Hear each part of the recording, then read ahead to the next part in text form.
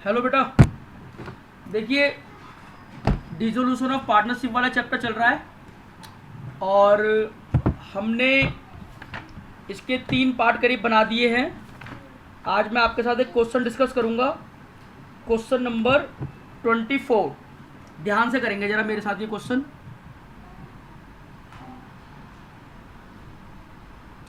Question number 24, page number 8.54। तो देखो, हम पहले लाइन खींच लें। 3 अकाउंट हमको बनाने होते हैं, आपको ये बात पता है भली बात ही। रियलाइजेशन अकाउंट का पहले हम लाइन खींचेंगे।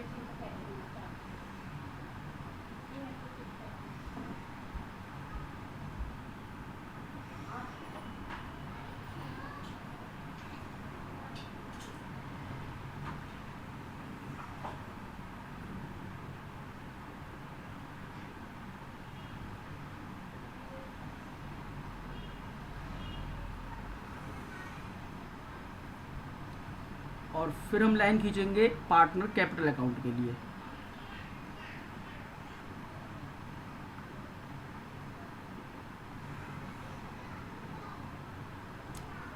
दो पार्टनर हैं इस क्वेश्चन में हमारे,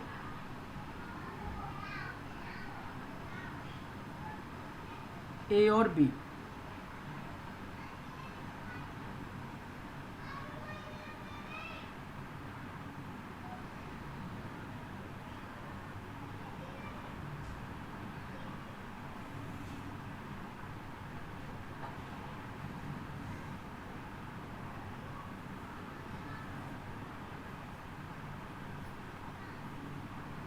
इसके बाद हम बनाएंगे बैंक अकाउंट, उसकी भी लाइन खींच लेते हैं।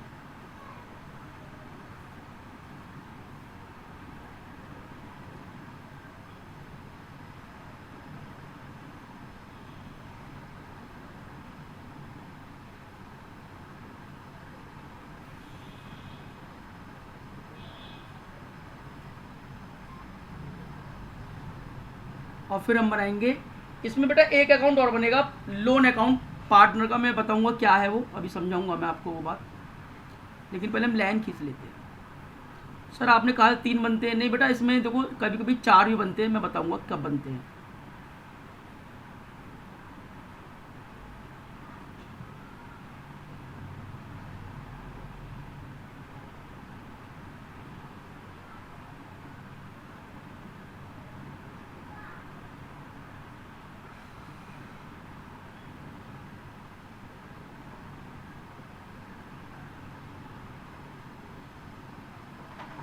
देखिए, तो पहले हम जो बनाएंगे realisation account. Realisation account particular rupees, particular और रुपीस। आप देखिए यहाँ पर A B, A B, partner capital account, bank account, और ये बनेगा बेटा बी का लोन अकाउंट। देखो, अगर हमने किसी पार्टनर से लोन ले रखा है ना, तो उसका अकाउंट अलग से बनाते हैं। लोन हमने ए की वाइफ से भी ले रखा है, मिसिस से, लेकिन उसका अलग से नहीं बनेगा। तो सबसे पहले हम क्या करेंगे, बैलेंस शीट खाली करेंगे। देखो जरा,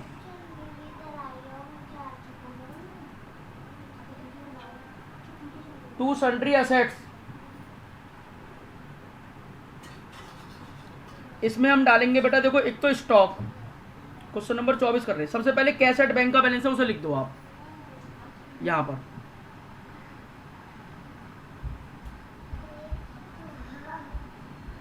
टू बैलेंस बीडी 11,500। फिर हम लिखेंगे सन्ड्री असेट्स के बैलेंस। एक तो है हमारे पास स्टॉक,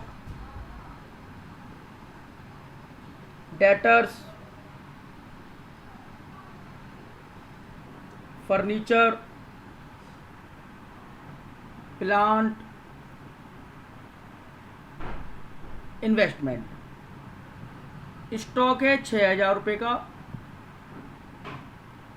डेटर्स हैं 19,000 रुपये के, फर्नीचर है 4,000 रुपये का,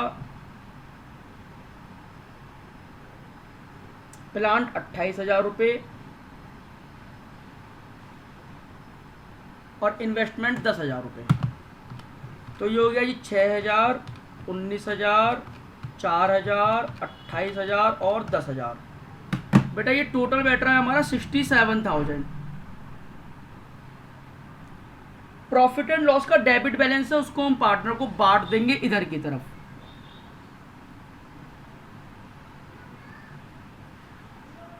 to profit and loss account. बेटा 7,500 को हम बांटेंगे 3:2 के रेशो में, तो ये आएगा हमारे पास 4,500 रुपये और 3,000 रुपये। अब आप आयो लायबिलिटी वाली साइड, इधर लिखेंगे हम क्या, बाई क्रेडिटर्स, वो कितने के हैं, 38,000 रुपये के, और बाई ए वाइफ लोन या ए मिसेज लोन, ए मिसेज लोन ही लिखना आप, मैंने लिख दिया कोई बात नहीं, 10,000 रुपये। इसके बाद में रिजर्व, देखो वो पार्टनर को बटेंगे, पहले उनका बैलेंस लिख देते हैं हम, बाई बैलेंस बीडी। 10,000 रुपये ए का बैलेंस है और 8,000 रुपये बी का बैलेंस है, और यहाँ पर लिखेंगे हम फिर बाई रिजर्व या बाई जनरल रिजर्व लिख दो आप। बेटा ये है 5,000 के, 3:2 के रेशो में बांटेंगे इनको, तो 3,000 इसको मिलेंगे, 2,000 इसको मिलेंगे। और लोन है बी का, उसको लिखेंगे यहाँ पर बाई बैलेंस बीडी, कितने रुपए, 15,000 रुपये। 15 का है ना, हाँ ठीक। अब ये हमारा स्टेप 1 कंप्लीट हो गया। अब हम करेंगे स्टेप 2, जैसे जैसे क्वेश्चन कह रहा है। देखो जरा, A took investment at an agreed value 8,000। बेटा ए ने इन्वेस्टमेंट ली है, तो हम लिखेंगे by A capital account, bracket में क्या, इन्वेस्टमेंट, कितने में लिए, 8,000 में। He also agreed to settle loan by Mrs A, और वो अपनी पत्नी का लोन भी चुकाएगा, तो उसको भी लिखेंगे हम इधर की तरफ, to A capital account, bracket में वाइफ लोन, कितने का है वाइफ लोन, 10,000 रुपये का। तो इन दोनों एंट्री को हम उसके खाते में भी लिखेंगे। देखो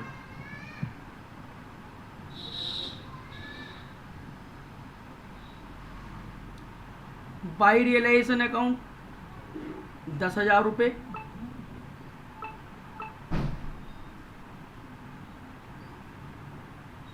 और टू रियलाइजेशन अकाउंट 8,000 रुपये। इसके बाद में सेकंड पॉइंट, बाकी एसेट्स रियलाइज हुई हैं कैश में, तो उनको हम लिखेंगे by bank account, stock, debtors, furniture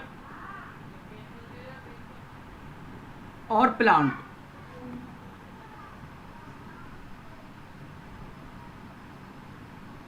furniture और प्लांट।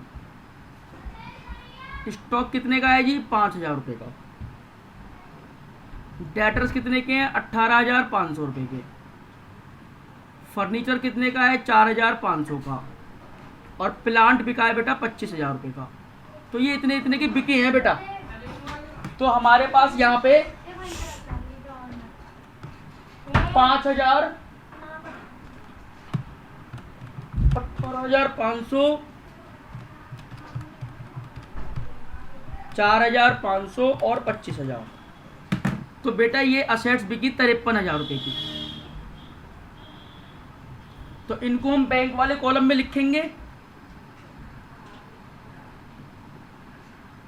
यहां पर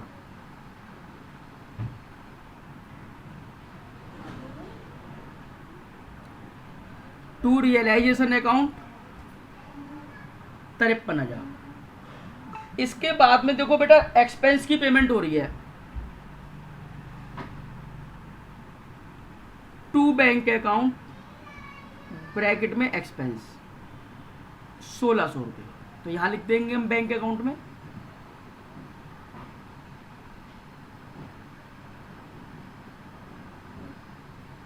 बाय रियलाइजेशन अकाउंट 1600। हमने क्रेडिटर्स की पेमेंट करी है टू बैंक अकाउंट। बेटा लिखा हुआ है कि 37,000 रुपये की फुल सेटलमेंट में पेमेंट हो गई, तो यहां लिखेंगे 37,000।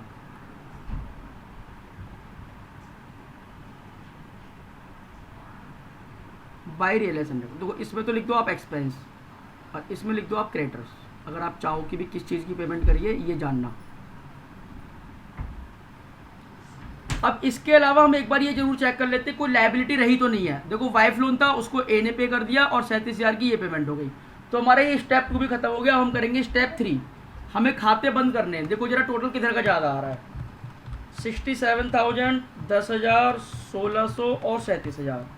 ये इधर का ज़्यादा आएगा, 1,15,600 ज़्यादा आएगा मेरा हिसाब जो कहता है, 1,15,600।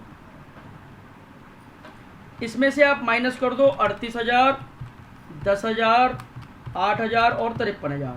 तो ये बेटा इधर बैलेंस बच रहा है हमारा, और इधर बचता है तो हम बोलते हैं loss by realisation loss transfer to A's capital और बीज कैपिटल।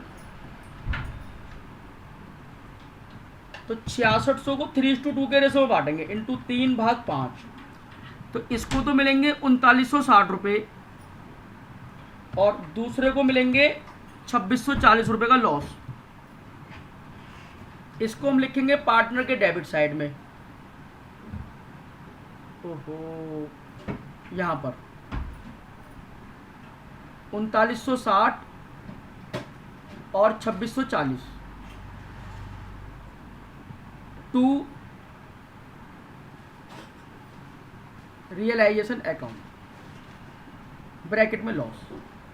अब देखो लोन की पेमेंट कर दो आप इधर टू बैंक अकाउंट। कितने रुपए का लोन है बेटा, 15,000 रुपये का, तो इस लोन की भी पेमेंट कर दो आप बाय